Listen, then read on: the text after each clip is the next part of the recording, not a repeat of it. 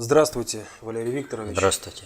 Здравствуйте, уважаемые телезрители, аудиослушатели и товарищи в студии. Сегодня 17 сентября 2018 года.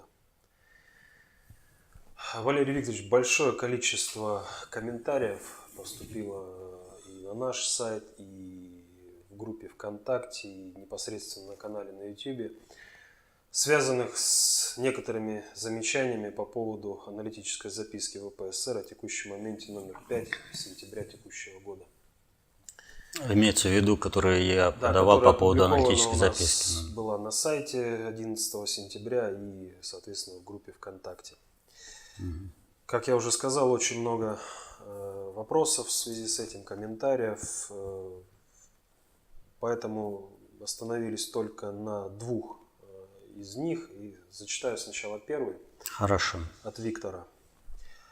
Добрый день, Валерий Викторович. Ваши последние выступления и особенно замечания к последнему выпуску о текущем моменте показывают, что не все гладко в Кобовском королевстве. Ваше заявление, что следует читать только литературу, выпущенную до июня 2018 года, говорит о явном очередном расколе не просто в рядах последователей ВП, что было уже не раз, но и в самом ВП. Хотя теоретически этого не должно быть, так как это противоречит аксиоме, что знания принадлежат всем, а ВП представал как единый коллектив без персоналей авторов. А если это происходит, то это уже не ВП, а просто группа сотрудников, дающих свое понимание происходящих событий. То есть ВП остается в истории, в изданиях до июня 2018 года, и беззазнобенно ВП стал ревизионистским? Ни в коем случае. Прежде всего нужно понимать, что явление ВП СССР – это явление историческое.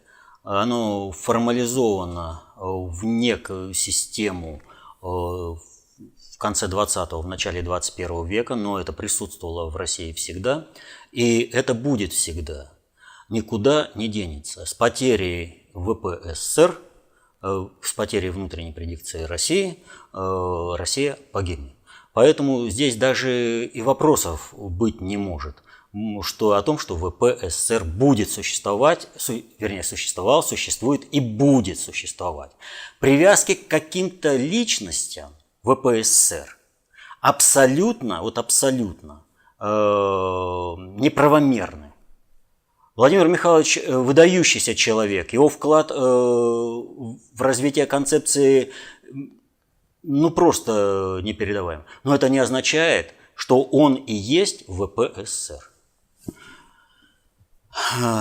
Значит, все, что касается вот этого вопроса, это вообще бы не следовало обсуждать публично, а глаза в глаза за чашкой чая в товарищеском разговоре. Вот. Но обстоятельства таковы, что это стало достоянием гласности, и я вкратце расскажу об этом. Но дело вот в чем. Я буду говорить об этом только лишь в практической части и очень коротко.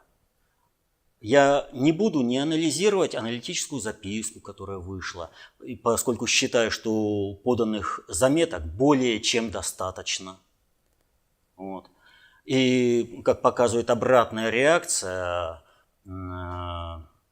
которая началась, кстати, еще до. Прям вот эта аналитическая записка, она произвела эффект разорвавшейся бомбы. И здесь просто. Поэтому аналитическая записка, она в принципе отражает определенную позицию.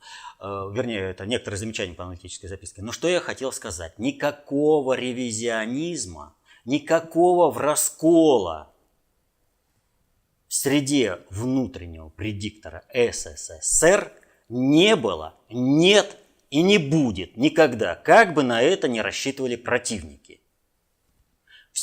Все, что расценивается как раскол, расцениваются, описываются события через определенное, так сказать, преломление, через кривое зеркало.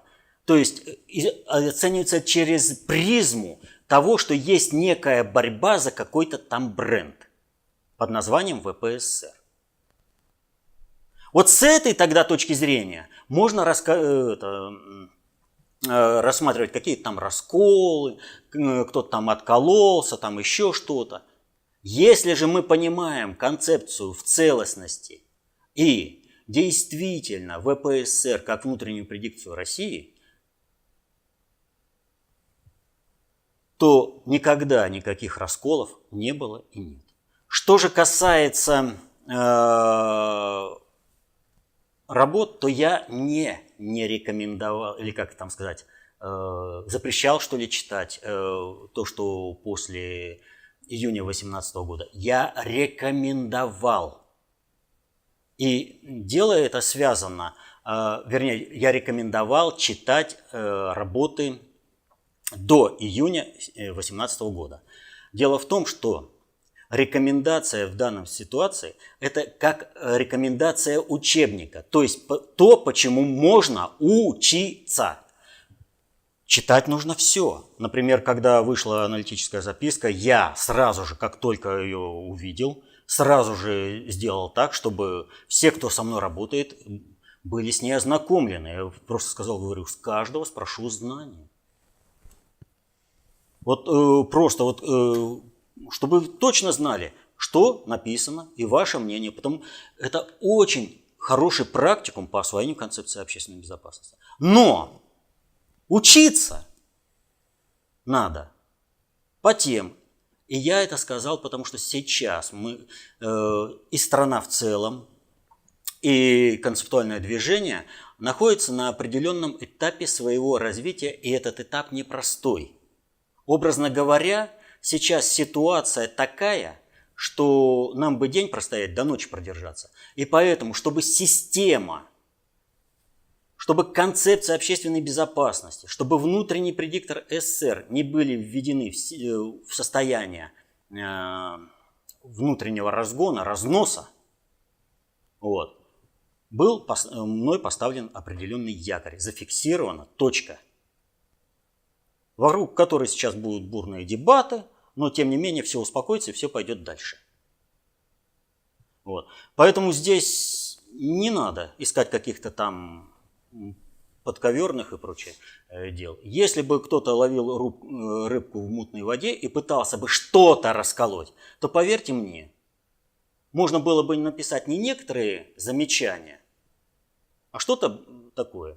Но я всегда был, вот кое-кто забыл из тех, кто откликнулся, так скажем, возбудился по этому поводу и начал защищать там внутренний предиктор. От кого? От меня защищать? Молодцы. Вот. Что по расколу. Я напомню этим товарищам несколько, примерно как бы пару фактов из моей биографии.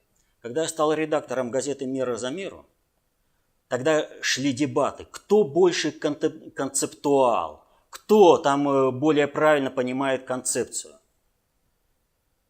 Условием моего назначения редактором я выставил одно. Я прекращаю все эти дискуссии. Я выставляю определенные позиции, и дальше мы двигаемся. Со всеми, кто заявляет о развитии концепции общественной безопасности, мы сохраняем дружеские отношения, насколько это возможно. У нас врагов нет. Это в концепции. И тем более, если мы живем по концепции, мы никого не считаем врагами. Но мы фиксируем нашу позицию, и дальше мы работаем по этой позиции. Так мы и работали. Квитанция? Да элементарно. Проверьте газеты. До того, как концептуальная партия единения, до того, как я стал редактором. И после того. Второй момент. Когда вышла аналитическая работа внутреннего предиктора СССР об негативных тенденциях в КПЕ, мы с Константином Павловичем не сошлись во мнениях. Я полностью и безоговорочно поддержал эту аналитическую записку, выразил, что она является полностью соответствующей действительности. Константин Павлович в этом увидел некоторую неправоту. Мы с ним разошлись. Но не было ни одного момента, чтобы мы разошлись с ним личностно. У нас всегда с ним был нормальный диалог. Всегда разговаривали. Были масса попыток втянуть меня в склоку и в скандал, чтобы зафиксированное разрушение КПЕ потом можно было бы списать, а вот он вышел, раскольник, и он что-то пошел. Можно найти массу материалов, когда меня вызывали на такую дискуссию, типа я заведусь и буду что-то там делать. Вот. Но не найдете ни одного материала, когда бы я ответил публично в ответ. При этом мы встречались с Константином Павловичем, пили чай и разговаривали. При этом мы сохраняли каждый свою позицию. Я глубоко уважаю этого человека и считаю выдающимся деятелем вот, в развитии концептуального движения. Почему я так поставил? Вот как я вошел в КПЕ, вернее, как я был редактором это главной газеты КПЕ и его медийных ресурсов, поставил: раскол – это не для нас. Концепция реализуется разными путями. Бога ради. Пусть каждый доказывает. Но мы никому ничего не спорим. Мы делаем свое дело, люди оценят. То же самое я, когда вышел из КПЕ. Я ни разу не наехал на КПЕ. Я делал свое дело в фонде концептуальных технологий. А попытки меня втянуть в склоку, это были попытки только, чтобы потом можно было объяснить, почему все рухнуло там. Сейчас примерно то же самое. Не надо, без меня. Мы делаем свое дело. Внутренний предиктор будет, вернее, был, есть и будет. Фонд концептуальных технологий работает именно на методологической основе концепции общественной безопасности, на работах внутреннего предиктора СССР. Вот то, что сейчас вызвало такой бурный ажиотаж, он утихнет. И многим станет стыдно. А работа, она все равно продолжится.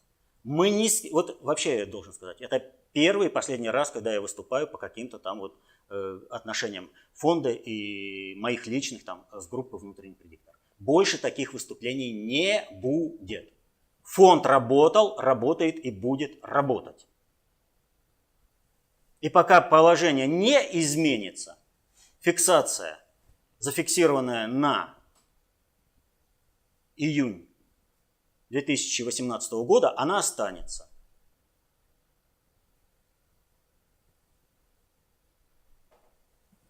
Так вот,